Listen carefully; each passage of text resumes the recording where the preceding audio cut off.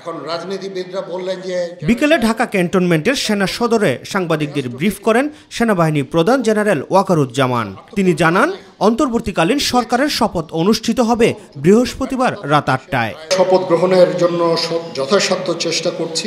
একটা প্রস্তাব ছিল বিকালে করার, বিকালে খুব টাইট হয়ে যেতে পারে, উনি 2:10-এর দিকে হয়তো এখানে আসবেন, এটা মেবি ভেরি টাইট। আমরা হয়তো তাইলে রাত্রেবেলা রাত 8টার দিকে করতে পারি।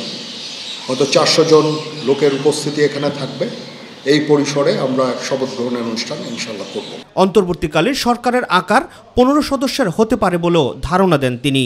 আমার ধারণা আপাতত 15 জন হতে পারে, তারপরেও 2-1 জন আপ অ্যান্ড ডাউন এটা করতে পারে, এরকম একটা সংখ্যক, এবং মোটামুটি একটা দাঁড়িয়ে যাচ্ছে। যেহেতু এটা ফর্মালি প্রকাশ করা হয়নি, এটা নিয়ে আমি আর আপনাদের সাথে কথা বলতে চাচ্ছি না।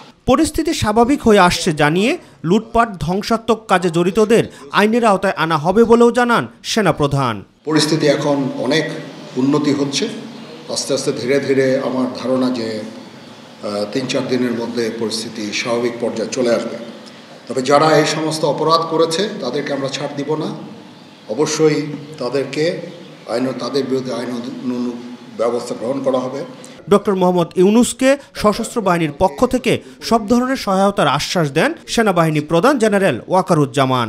আমরা ওনাকে সর্বতোভাবে সহায়তা করব। আমি army chief, navy chief, air chief, এবং আমি নিশ্চিত যে উনি সমস্ত রাজনৈতিক দল এবং সবার কাছ থেকে সাহায্য সহযোগিতা পাবেন। স্টুডেন্ট ফোরাম, স্টুডেন্টস, এবং আমরা সবাই মিলে ওনাকে সাহায্য করব, এবং আমি নিশ্চিত যে তাহলে উনি অত্যন্ত সফলভাবে ওনার এই কাজ সমাধা করতে সক্ষম হবেন। রাকিব হাসান, মাই টিভি, ঢাকা।